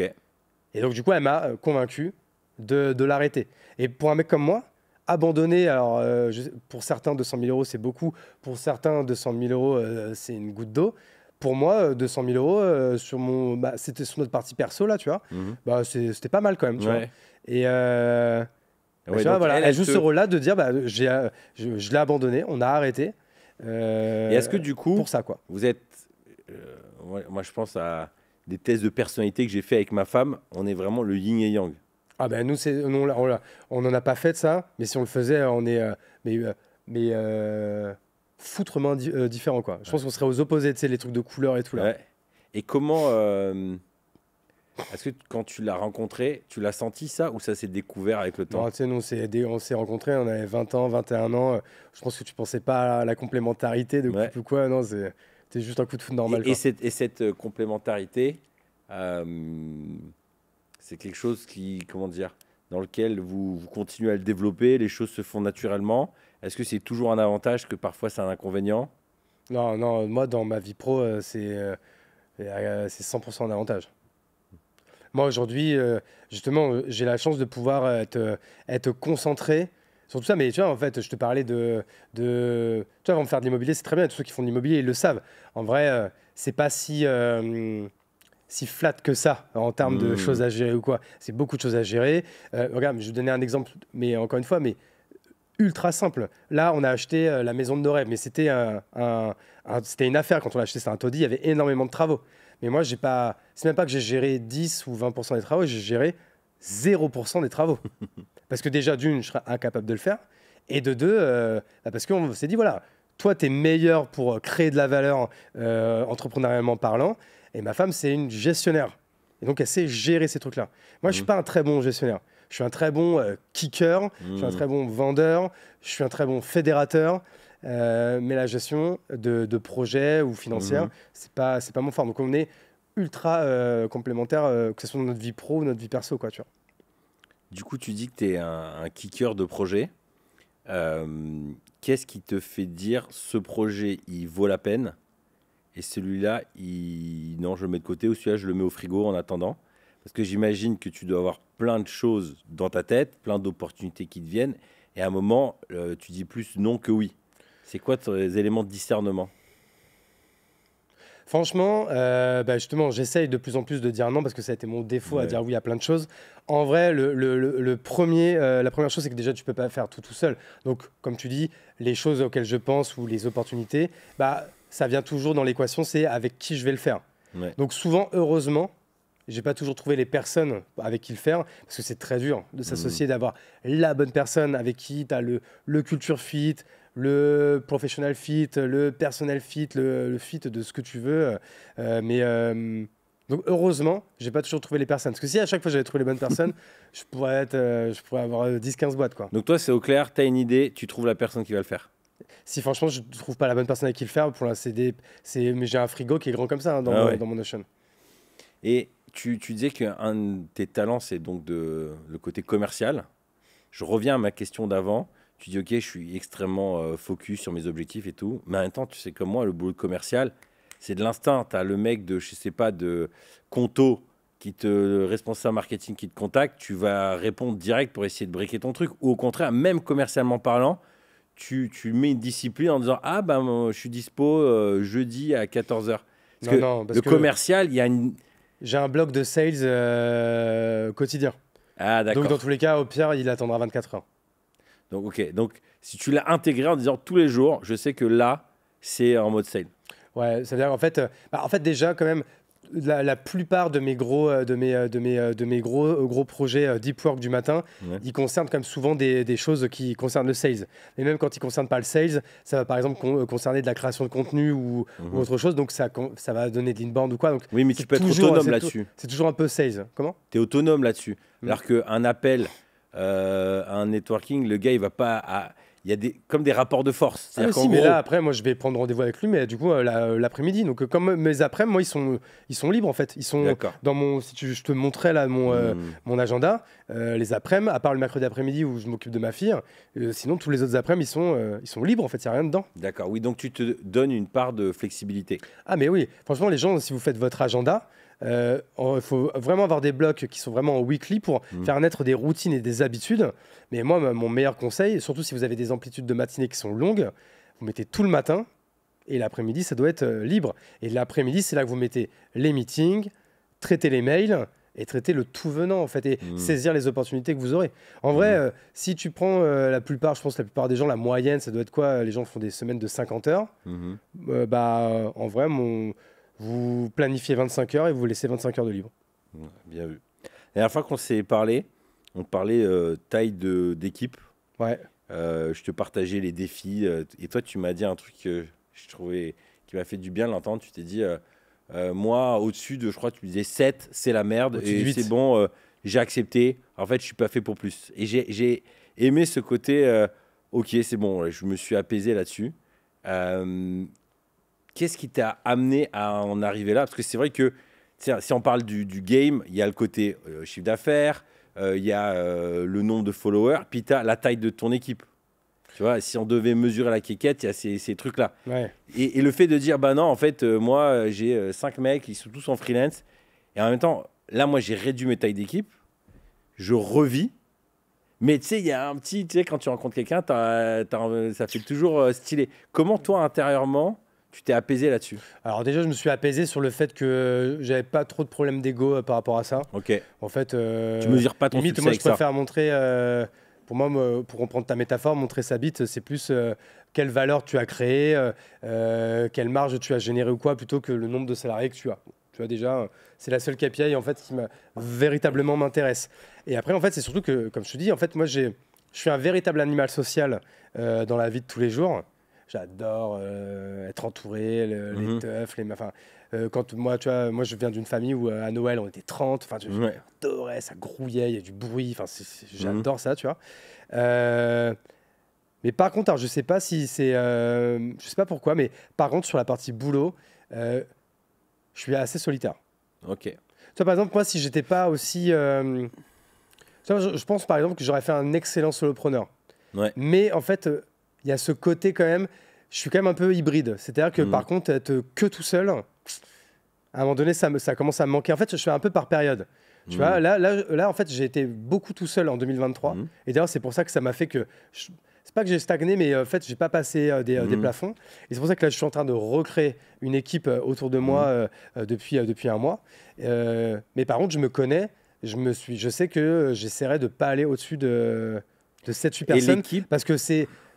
Au-dessus, je vais pas être bon, en fait, quoi, tu vois. Et l'équipe qui est autour de toi, c'est une équipe pour t'aider à lancer tout plein de projets ou c'est des équipes sur le projet? Je m'explique.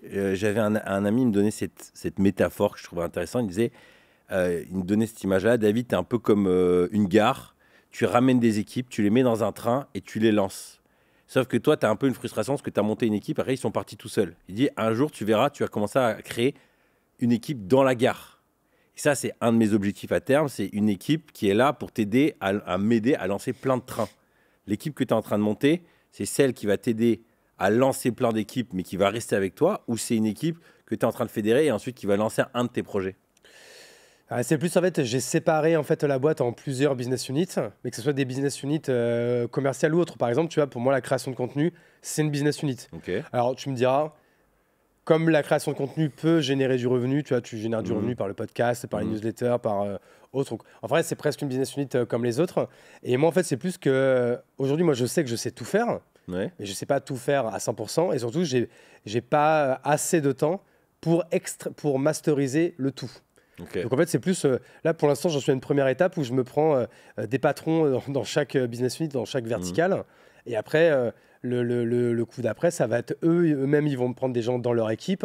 Et puis en fait, c'est comme ça que j'aimerais, en fait, mais en fait, c'est là que tu te dis, ouais, tu vois, en le disant, je me dis que ouais, on va aller très vite à 8, 9, 10. Et puis après, comme c'est un peu les modèles agences et tout, forcément, tu as vite besoin de monde, en fait, quoi. Mais donc du coup, tu es quand même concentré aujourd'hui sur ce business La Chapelle. Ouais.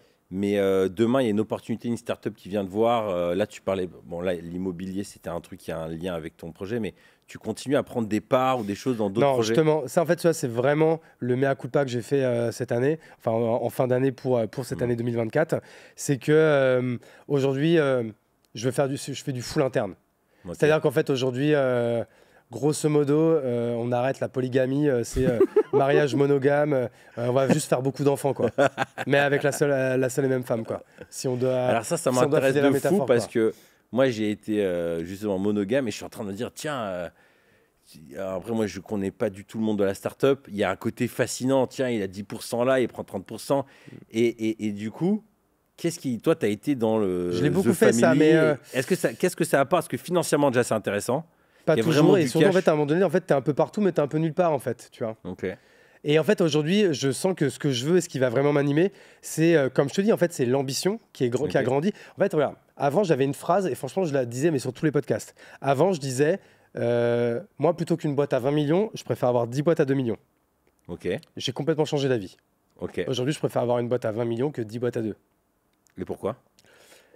Ça, je ne saurais pas te dire. Tu veux te Ouais. recentrer? Alors, déjà, en fait, alors, je vais si, franchement, déjà, j'ai un premier élément de réponse. C'est que déjà, en fait, économiquement parlant, c'était une hérésie de penser que c'était mieux d'avoir 10 boîtes à 2 millions. Parce que souvent, une boîte à 2 millions, bon, ça vaut pas grand-chose, grand-chose. Alors qu'une boîte à 20 millions, tu peux vite en faire un asset qui vaut vraiment quelque chose. Et après, tu dis, OK, là, je comprends pourquoi je me bats. C'est, en fait, comme aujourd'hui, la plupart des gens, entre avoir un enfant et 6 enfants, bon, la plupart des gens, ils ont un enfant. Et de dire, je vais mettre toute mon énergie à élever un ou deux enfants, plutôt que d'en avoir 8, 9. Parce qu'en fait, c'est très beau, hein, tu peux faire des émissions sur TF1, Famille XXL ou quoi. Mais qu'on se le dise, c'est quand même, je pense que c'est difficile de mettre assez d'énergie pour bien éduquer 9 personnes. En vrai, je ne veux pas rentrer dans les considérations. Peut-être qu'après, le fait qu'ils soient en mode fratrie, ils s'élèvent un peu les uns les autres ou quoi, et puis ça va vers des êtres humains exceptionnels comme les autres. Mais c'était juste encore une fois pour filer la métaphore. Non, mais je la vois bien. Mais moi, en tant que parent, je préfère aujourd'hui avoir un ou deux enfants plutôt que d'avoir une fratrie de 7 ou 8. Ce qui est en termes de cohérence, tu dis je suis un kicker, un starter. Et là, tu es en train de te focaliser à bâtir un mastodon. Et là, la mécanique... mais un mastodonte avec plusieurs verticales. Donc, c'est pour ça que je te dis que maintenant, les verticales, en fait, elles sont internes. Okay. En fait, j'ai commencé le Startup Studio. Du coup, on ne va plus appeler ça un Startup Studio. En disant, on va faire le modèle où on va créer 3-4 structures par an avec 3-4 entrepreneurs ou même 3-4 CEO et plus CTO extérieurs avec qui on va s'associer. Ça, je me rends compte que je ne suis pas dans ma zone de génie quand je fais ça. Okay. Par contre, monter 4 verticales en interne et aller chercher, alors c'est également difficile, hein. Il fallait chercher en fait ce profil un peu d'intrapreneur, mais qui va être en interne. Tu peux trouver d'autres façons de l'incentiver. Tu peux lui donner des parts de la chapelle. Tu peux l'incentiver en le payant ultra bien, chose que tu fais pas quand tu t'associes avec une boîte, hein, c'est entrepreneur normal, hein, tu te bouffes les couilles au début comme tout le monde, quoi, tu vois. Et c'est plutôt le modèle que maintenant on va vouloir faire. Donc plutôt trouver des gens en qui on a ultra confiance, qui ont des modèles d'entrepreneurs, mais qui peuvent avoir des modèles aussi qui peuvent avoir un peu ce modèle hybride, un peu aussi salarié, alors, même si ça peut être des freelances ou quoi, j'ai pas de dogme encore là-dessus, mais voilà, c'est plus on va faire on va gonfler la mariée, on va dire. Tu vois, gonfler alors plutôt on habille la mariée ou on gonfle autre chose, mais plutôt voilà. Je préfère aujourd'hui, on va faire une boîte à 20 millions dans un premier temps, plutôt que d'aller en faire 10 à 2 et après on verra quoi. Et tous ces sujets-là, tu t'en débriefes avec ta femme, c'est en gros, il y a des allers-retours où toi, tu es quelqu'un qui. Ça, ce genre de trucs-là que je suis en train de te dire, du coup, qui sont très micro. Ouais. Tu vois, qui sont vraiment, je rentre dans le détail ou quoi. Donc ça, soit je garde pour moi, soit j'en parle plutôt avec mes associés de la chapelle. Ça, c'est pas trop des sujets qu'on a avec ma femme, tu vois. Et t'as combien des associés sur la chapelle? On est 3. Ok. Toi, tu as fait beaucoup d'associations? Des associés, ouais. J'avoue que là, si je comptais, je pourrais te le savoir, mais je pourrais pas te dire combien j'en ai eu en tout. C'est quoi la clé pour, à un moment, tu as donné plusieurs critères, la clé pour trouver un bon associé? Quelqu'un qui a, je sais pas, un business qui tourne, dit il faut que je m'associe ou qui veut lancer quelque chose. C'est quoi les clés pour durer en tant qu'associé? En vrai, je pourrais essayer de te donner une réponse et que même je pourrais presque avoir l'air intelligent si je te disais quoi. Mais si je suis honnête, en vrai, je pense que je me suis jamais posé vraiment la question. Donc, j'ai pas vraiment le playbook de comment tu trouves une bonne association.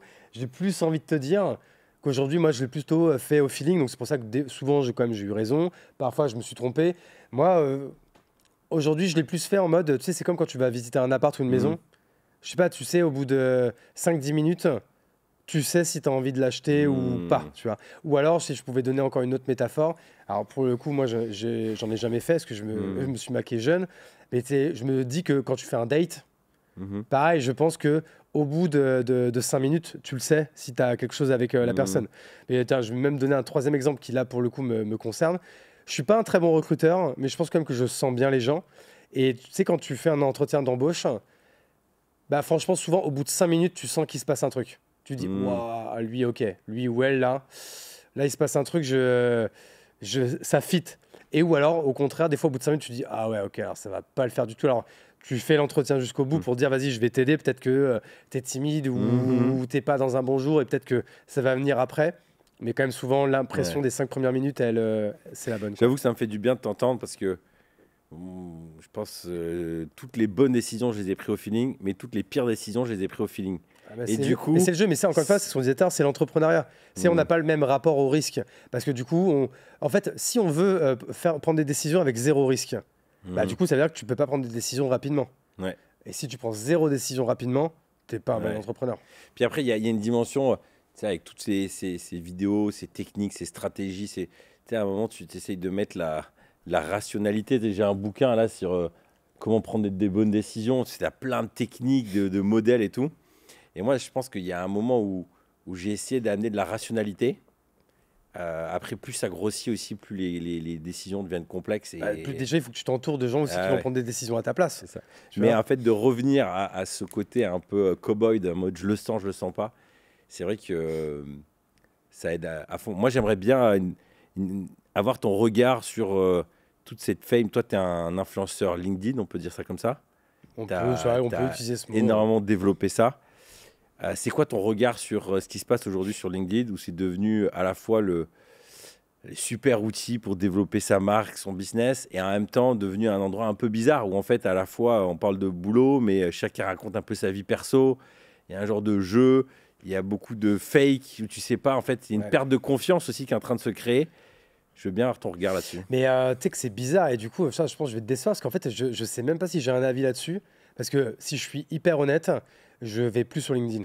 Okay. Et pourtant, je poste 20 fois par semaine. Mais parce qu'en fait, j'écris tous mes posts à l'avance. Je les planifie. En fait, une fois par semaine, j'écris tout, je planifie tout.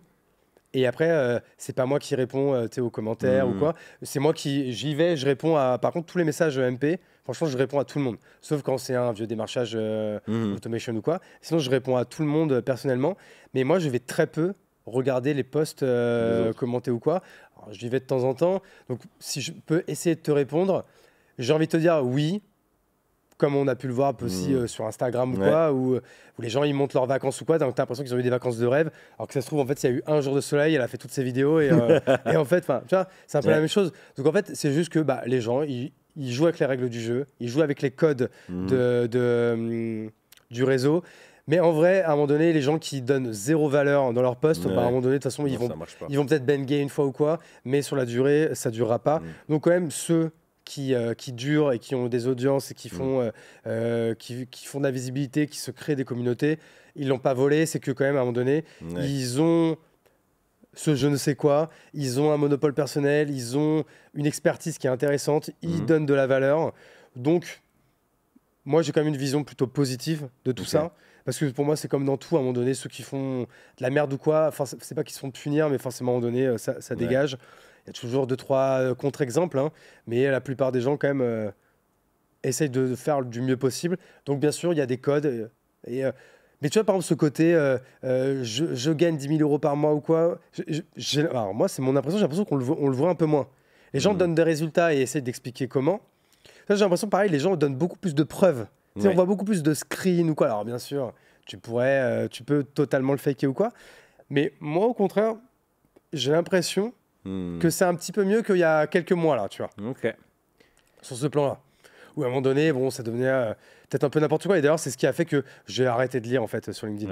Moi, il y a quelques mecs ou nanas que je lis ici ou là.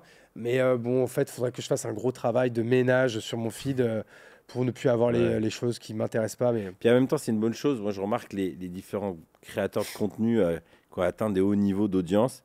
À un moment, ils se déconnectent parce qu'en fait, sinon, tu te mets t'as plus de singularité. En fait, tu te fais trop influencer par ce qui se passe ailleurs. Et du coup, ton contenu, il n'émerge pas de ce que tu vois dans la rue, de tout ça. En fait, c'est juste du copier-coller, reformaté. Et donc, c'est plutôt, je pense, une bonne chose.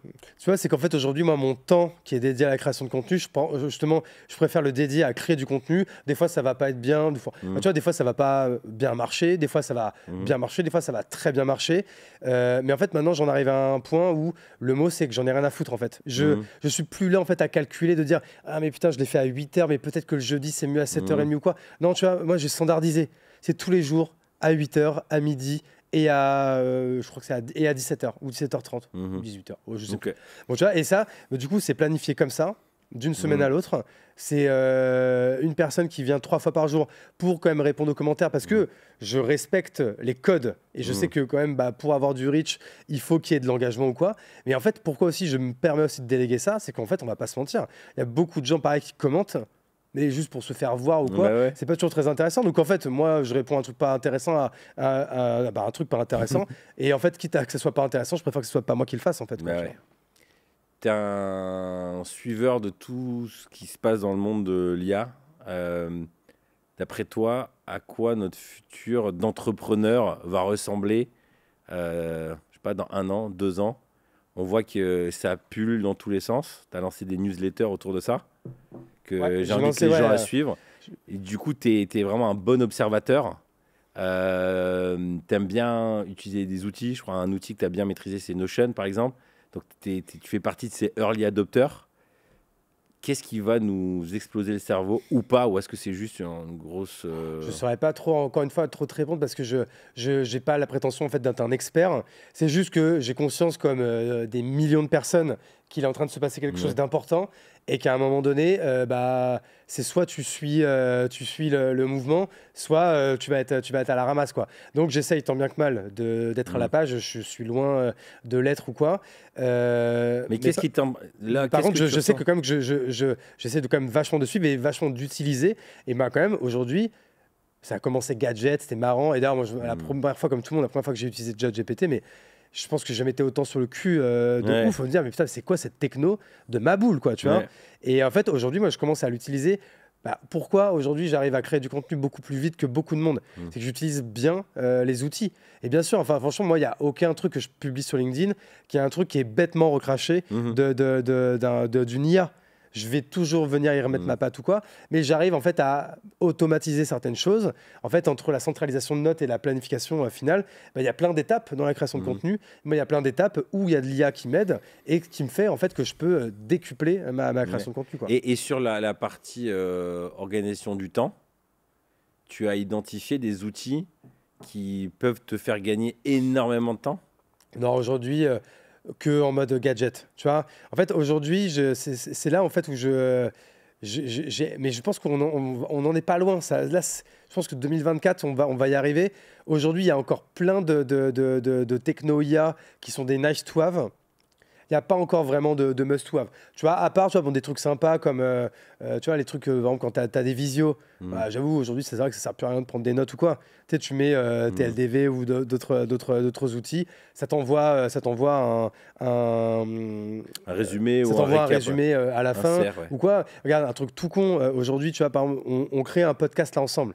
En fait, c'est un contenu qui est ouf, et c'est là où les gens, il faut comprendre, c'est que, et toi je sais que ça va être ta stratégie, là on a fait un contenu, je pense qu'on va parler au moins 1h30 ensemble. Après ça, tu vas le mettre sur toutes les plateformes audio, tu vas le mettre sur YouTube. Après tu peux le redécouper en épisodes de 15 minutes, par exemple. À un moment donné, sur 15 minutes là on va parler que d'IA, par exemple sur 15 minutes on a parlé que de paternité, 15 minutes on a parlé que d'organisation. Donc ça te fait, encore une fois, peut-être 5-6 contenus moyen court, moyen long que tu vas pouvoir faire. Et ça revient vachement en vogue, les contenus de 7, 8, 10 minutes. Ensuite, tu vas en faire des plus petites vidéos. Donc, tu vas mettre sur TikTok, Reel, sur Insta et Short sur YouTube. Mais ensuite, tu peux en faire aussi du contenu écrit. Et aujourd'hui, alors... Vas-y, est-ce que tu vas mettre un stagiaire ou un freelance ou quelqu'un pour aller venir scripter tout ce qu'on vient de se dire?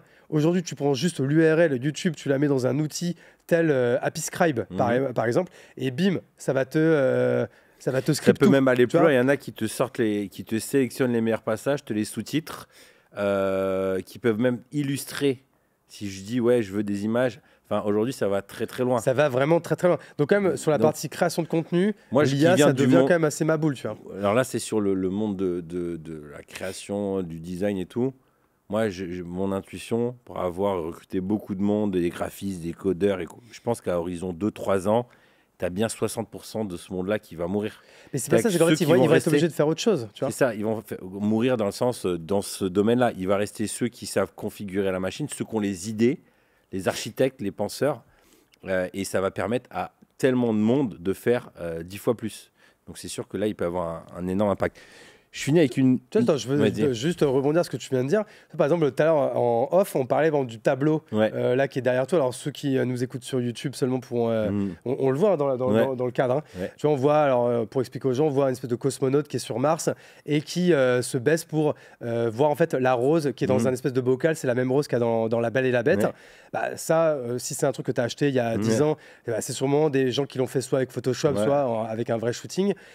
Aujourd'hui, en effet, un artiste IA qui s'y connaît et qui va vraiment savoir bien prompter. Aujourd'hui, ça existe des agences d'artistes IA qui vont faire des trucs hyper beaux comme ça. Mais voilà, ça, aujourd'hui, tout le monde n'est pas capable de le prompter, de faire un truc qui est aussi beau que le tableau qu'il y a derrière toi. Bah, moi, je te Donc, donne un exemple. De nouveaux jobs, en fait. J'ai travaillé avec plein d'illustrateurs pour mes magazines. À un moment, on en avait 5 en même temps à gérer des magazines. Une illustratrice ou un illustrateur va mettre 2-3 jours à te faire une belle illustration comme ça ou peu importe. Il va demander, je sais pas, entre 300 et 800 balles, tu vois, c'est le prix normal. Plutôt 1500, 2000 si c'est un bon. Aujourd'hui, en 15 minutes de travail, j'ai le même rendu. Ah, mais c'est ça qui est et en plus, je peux le modifier en temps réel au lieu d'attendre encore une demi-heure, 1 heure. Et là, le niveau où il va monter, c'est par exemple un magazine.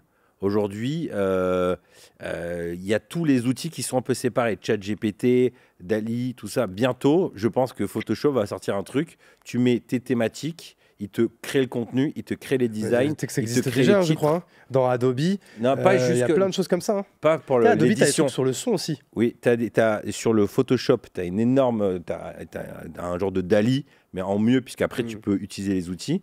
Mais pour l'édition, par exemple, le jour où InDesign, qui est l'outil pour faire des magazines, va intégrer tout ça, c'est-à-dire qu'en gros, tu pourras, toi, tu disais que je veux faire un magazine, bah là, tu foutras, par exemple, tous tes audios, ça te les transfère en article, ça te propose des titres, ça te propose des images. Et en fait, ça va venir. Et donc, du coup, dans le monde de l'édition... C'est plus proche qu'on ne le pense. Ah ouais, moi, je pense que tu viens de décrire, d'ailleurs, ça se trouve, ça existe. InDesign n'a pas encore sorti, mais ça va venir. Et je suis sûr que c'est soit cette année, soit l'année prochaine max. C'est sûr. Donc, tout ce monde des freelances, je pense qu'ils vont avoir besoin de monter en compétences. Ça va être et c'est très bien, parce qu'aujourd'hui, il y en a trop. Ouais, enfin, je pense que c'est très bien pour des gars comme nous qui entreprenons et qui sommes à l'origine de projets qui voulons plus de flexibilité. Je pense que le freelance graphiste, il a encore, il y a encore du métier, mais sans ça, ça va être compliqué. Moi, j'ai encore une question pour toi. Vas-y. T'es un mec, t'as l'air speed, aller à fond partout. C'est quoi tes red flags? À quel moment tu te dis, les signaux, tu dis, ok, là, je suis peut-être allé trop loin, mon rythme, je suis en train de... Tu disais, j'aime faire la fête, le sport, les projets. C'est quoi tes signaux qui te disent, là, peut-être ça va trop vite, Ce qui est facile, hein, c'est que c'est simple. Hein. Franchement, le premier red flag, c'est le corps. Hein. Franchement, le corps, quand tu commences, quand je vois que je deviens hyper irritable, tu sais, en fait, quand tu te sens par exemple comme un lendemain de soirée alors que tu n'as pas fait une soirée, tu vois, je veux dire, ça c'est quand même, là, franchement, ça c'est mon red flag, tu vois, où je me sens comme en gueule de bois alors que j'ai bu que de la cristalline, quoi. Ça, tu vois, c'est le moment où je me dis, bon, là, il va peut-être falloir faire gaffe, parce que tu vois, moi, ça va être l'un de mes gros, on parlait de l'organisation, du réveil ou quoi. Après, moi, là où je suis pas parfait du tout, c'est que j'arrive pas encore, tu vois, à mettre la discipline, par exemple, d'aller me coucher assez tôt. Okay. Donc moi, tu parlais de dette de sommeil. Moi, mais j'ai grave de la dette de sommeil. Tu vois, c'est pour ça que je suis obligé de partir en vacances tous les 1 mois et demi. Je me cale sur les vacances scolaires de ma fille. Tu fais combien de semaines de vacances par an? Minimum 10. Mais pour moi, les vacances, ça veut pas dire pas travailler. Pour moi, les vacances, ça veut dire pas de réveil, pas de visio. Et quand tu pars... Ça veut dire changer d'air, en fait. Ouais. Tu emmènes la famille? Ouais, bien sûr. Du coup, tu te cales sur les vacances scolaires? Toujours. C'est pour ça que j'adore, tous les 1 mois et demi. Et tu as essayé, avec la montre, de traquer ton sommeil? Moi, ça a été le truc qui m'a... Je l'ai fait avec une appli, là, Rise Up ou Rise, un truc comme ça. Mais l'appli, elle est sur le tel. Tu vois. Ouais. Moi, c'est le petit hack qui m'a... J'avais un coach, un militaire, un formateur du haut niveau des gendarmes qui m'a accompagné sur ces sujets-là. Puis il me disait, ton levier numéro 1, c'est le sommeil. Et commence par le traquer. Tu changes rien, tu le traques. Et du coup, je me suis dit, ça me coûte rien. J'ai acheté une montre. J'ai suivi mon sommeil. J'ai pris la montre qui était spécialisée là-dessus. C'est quoi qui s'appelle Wissing. C'est une marque. Combien ça doit coûter 250, 300 balles. Ah, c'est cher quand même, putain. Ouais. Et donc, tu as ta montre. Tu n'as rien à faire. C'est un peu chiant les premiers jours. Mais d'un coup, tu vois ton sommeil, la profondeur, tu vois ta note. Et là, tu te dis, oh putain, les semaines passent et franchement, je me faisais flipper. Je me dis, mais je comprends pourquoi je suis fatigué. Je comprends pourquoi j'ai plus de motivation. Je comprends pourquoi j'arrive pas à faire du sport. Le sommeil, c'est le sommeil, c'est le truc le plus sous-coté de la, en entrepreneuriat ou autre. J'ai une théorie là-dessus, c'est que le sommeil, il n'y a pas d'argent à gagner là-dessus. Ah ouais, clairement. Je veux dire qu'en fait, c'est le truc qui a le... moi, j'aimais trop ce gars-là. Il a accompagné l'élite de l'armée en France. Et en gros, il disait, c'est le truc numéro 1 qu'il faut gérer. Il disait, le gars que j'ai interviewé là sur militaire, il disait, ce que tu apprends en numéro 1, c'est à dormir tout le temps. Un militaire, il dort tout le temps. Il faut tout le temps qu'il se régénère, qu'il ne sait pas. Et pourquoi on parle peu de ça? C'est parce qu'il n'y a pas de régime à proposer, il n'y a pas de solution miracle. Tu ne peux pas être un coach sommeil, ça n'existe pas. Ouais, mais par contre, ce truc-là, quand tu le règles, tout se règle derrière de manière assez naturelle. Et juste, tu sais, on dit en business et en tout, tu ne peux pas améliorer ce que tu ne mesures pas. Donc moi, je me suis dit, je vais commencer par mesurer. Et en gros, ça a fait un effet psychologique. D'un coup, je me disais, putain, là, le sommeil, moi, je vais lire pendant des heures le soir pour baisser la pression. Et je me retrouvais à lire jusqu'à 1h, 2h du matin. Et ça t'endort pas? Moi, genre, si je me mets dans le lit, je lis 20 minutes. Non, moi je pense que mon mental, il tourne trop. Mais et du coup, rien que de prendre conscience de ça, ça a commencé à me dire, OK, il faut que je change. Et tout doucement, tu fais. Et c'est comme tu disais, c'est des petits changements au fur et à mesure qui ensuite changent. Mais le sommeil, c'est un truc de fou. Ouais. Ça facilite énormément de choses. Je te dis, c'est le truc le plus sous-coté.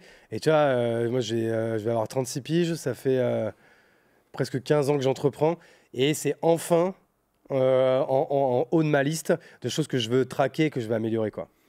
Moi, j'ai pris cette conscience-là il y a quelques années où c'était ma phase Miracle Morning. Je me levais à 5h du matin, je cours pendant 30 minutes.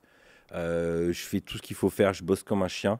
Et je vais à un stage de Thierry Casanova sur le jeûne. Et il a tout un moment où il parle de la dette de sommeil. En fait, il explique que le corps, quand il est en adrénaline, en gros, c'est comme l'instinct primaire de j'ai une bête qui me court après, quoi. Tu vois, genre l'instinct du sauvage. Et du coup, l'adrénaline te crée un niveau d'endurance. Et ça, c'est parce que tu as la dalle, en fait?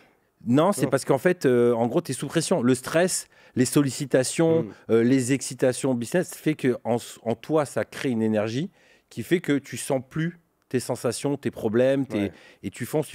Et en gros, ce qui va se passer, c'est que tu vas faire une dette de sommeil et tout doucement, les années passant, cette dette, elle monte. Et après, c'est le corps, c'est le niveau de concentration. Il y a plein de choses qui se mettent en place. Et je me souviens, au bout de 2 jours, ça devait durer 1 semaine. On était là avec ma femme, on se retourne, on dit bon, allez, on se barre du truc. Je vais voir Thierry. Je lui dis écoute, génial ton enseignement. Maintenant, on va dormir, on va mettre en pratique. Et à partir de là, c'est un long processus. Changer son sommeil, c'est comme changer son alimentation. C'est très, très dur. Moi, j'ai vachement de mal. Tu vois, là, on est déjà à la mi-janvier. Donc, c'est dans mes OKR en mode, mais tout en haut et tout. Et tu vois, j'ai pas encore changé grand-chose. Ouais. Je vais plus me coucher après minuit. Mais tu vois, là, ce qu'il faudrait, c'est genre, je sais pas, il faudrait qu'avant 23h, je dorme, quoi. Moi, la prise de conscience autour de toute cette dimension de dette et d'énergie qui peut me maintenir, c'est que j'avais lu un bouquin qui m'avait beaucoup parlé. C'est comme un alpiniste, il monte dans le froid et en gros, au bout d'un moment, il va perdre les sensations de son corps à cause du froid, mais il va se blesser, mais il va pas le sentir. Et c'est qu'au moment où il va redescendre, où le corps, il va se dire putain, mais en fait, je suis coupé, je me suis fait mal. Et là, il va voir les blessures. Et moi, j'ai remarqué à plein de moments de mon parcours d'entrepreneur, je suis tellement sous tension, mais soit positive, soit négative, soit un peu des deux. Je ressens plus les blessures, soit émotionnelles, soit physiques. Et c'est que dans des moments quand je fais des retraites de silence ou que je recalme le rythme, que je dis putain, mais en fait, j'ai trop besoin de... D'où en fait mon besoin de partir en vacances tous les 1 mois et demi, où je te dis en fait du coup, tu changes d'air. Et en fait, c'est fou parce que même quand tu changes d'air sur un week-end de 3 jours, tu reviens, tu dis putain, je suis plus le même homme. Et souvent en fait, le fait de partir et de sortir de ta routine, de sortir de chez toi en fait, et ben en fait t'es le moment le plus propice à faire des changements. Donc tu vas te dire, ok, ça, par exemple, c'est souvent en rentrant de vacances que tu vas dire, Toi, je vais dire une connerie. Moi, c'est en rentrant de vacances, un jour, que je me suis dit, tiens, faut absolument que je me mette sur Notion. Parce que c'est vraiment important. Tu parlais tout à l'heure de Early Adopters. Justement, moi, je me suis mis que depuis 2 ans, alors que ça existe depuis... Enfin, ça fait 4-5 ans que c'est quand même assez hype en France. Donc justement, moi, j'ai été lent, en fait, à vraiment me lancer dessus. C'est un jour en rentrant de vacances que je me suis dit, tiens, faut que je me lance sur LinkedIn. C'est un jour en rentrant de vacances que je me suis dit, tiens, il faudrait que j'essaye quand même de augmenter l'amplitude de ma journée, me lever à 6 heures, peut-être que je pourrais plus jouer au paddle.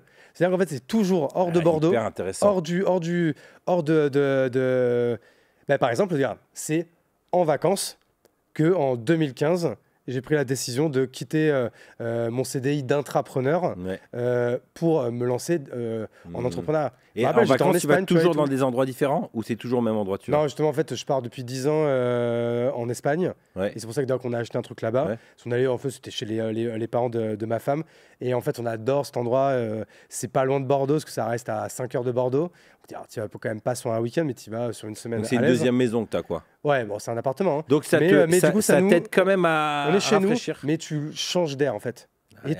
Et le fait, et franchement, je commence à être dans ce processus intellectuel de dire, ok, là, je suis en pause.